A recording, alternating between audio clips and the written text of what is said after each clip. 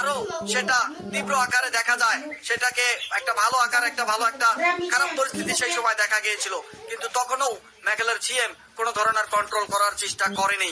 এবং যখন আস্তে আস্তে আস্তে আস্তে মানুষ, সব আসামের মানুষ, মেঘালয়ের নন ট্রাইবেল মানুষ বা আরো যারা নন ট্রাইবেলস আছে, সবাইকে আস্তে আস্তে মেঘালয়তে বা হিলসে যাওয়ার বন্ধ করে দেওয়া হয়েছে, ব্যবসা করতে দেওয়া হয়নি।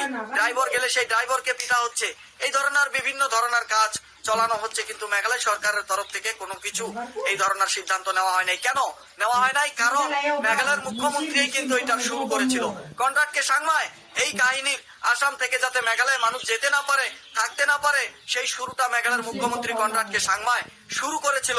এবং সেই শুরুর ফলে যখন কাহিনী একটু বড় হয়ে যায়, একটু হিংসা জটিল হয়ে যায়, সেই জটিল সময় কাক কাক গ্রেফতার করা হয়েছে সেটা সাধারণ পাবলিক জানতেছে এবং সাধারণ পাবলিক দেখতেছে। তবে তাদেরকে বা যারা দোষ করেছে বা যারা করেছে তাদেরকে যদি গ্রেফতার করা হয়েছে, কিন্তু আজ পর্যন্ত মেঘালয়তে শান্তি কেন দেখা যাচ্ছে না? কেন আসামের মানুষ মেঘালয় যাইতে পারবে না, বা বিহারের মানুষ মেঘালয় যাইতে পারবে না, বা নন ট্রাইবেল মানুষ হিলসে যাইতে পারবে না? সেটা সাংবিধানিক অধিকার আছে না নাই? এবং যে যাইতে পারবে না সেটা সংবিধানের খিলাফ না নয়, সেটা একটা বড় প্রশ্ন। সেটা আপনারাই সিদ্ধান্ত করবেন এবং চিন্তা করবেন। তার সাথে যে আমচুর যে মেইন দাবিগুলো হলো, আমচুর মেইন দাবি তারা বলছে যে আসাম থেকে মেঘালয়তে জিনিস তারা দিবে না, বিক্রি করবে না।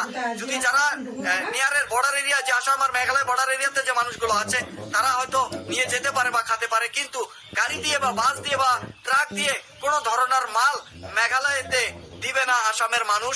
তারা এই ধরনের একটি র্যালি করেছে বা একটি আন্দোলন করেছে বা একটি জাননী দিয়েছে। এবং এরপরেও তারা বলেছে যে মেঘালয় থেকে, আসাম থেকে মেঘালয় যে যে জিনিসগুলো যায় সেটা সবাই জানে, এবং মেঘালয় থেকেও যে জিনিসগুলো আসে তারা সেটাও কিনবে না আসামের মানুষ, সেই ধরনের কথা বলছে। এবং বলার পর এখানে দেখা যায় আসলে এটার ইফেক্ট কি শুধু মেঘালয়তে পড়বে না আসামে পড়বে? ইফেক্ট কিন্তু দোনো রাজ্যতেই পড়বে।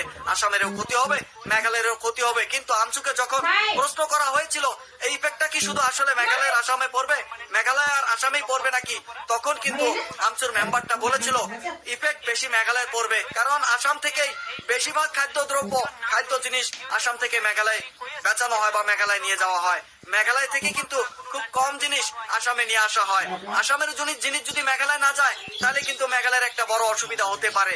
এবং মেঘালয়ের জিনিস যদি আসামে না আসে তাহলে কিন্তু আসামের কোনো ধরনের ক্ষতি হবে না। কারণ আমচুর মেম্বার বলেছে যে এখানে তারা নিজেই নিজের উপর ইন্ডিপেন্ডেন্ট, মেঘালয় কিন্তু নিজের উপর ইন্ডিপেন্ডেন্ট নয়, সেটা আমচুর মেম্বার বলেছে। তবে এই যে একটা কাহিনী, এই যে একটা মানুষের কিনা বেচা বন্ধ, মানুষ এক জায়গা থেকে আরেক জায়গা যাওয়ার বন্ধ, তো এগুলো কতদিন থাকবে? সরকার কি চুপ হয়ে আছে? প্রশাসন কি চুপ হয়ে আছে? এই কথাগুলো বলেছে আমচুর মেম্বার। সরকার কোনো ধরনের জবাব দেয় নাই। এই ধরনের কন্ডিশন অফ মেমোরেন্ডাম জমা দেওয়ার পরেও আজ পর্যন্ত দেখা যাচ্ছে যে আসামের মানুষ মেঘালয় ভিতরে বা হিলসে যাইতে পারছে না, ব্যবসা করতে পারছে না, যার জন্য আমচুর প্রেসিডেন্ট বা আমচুর যারা মেম্বার আছে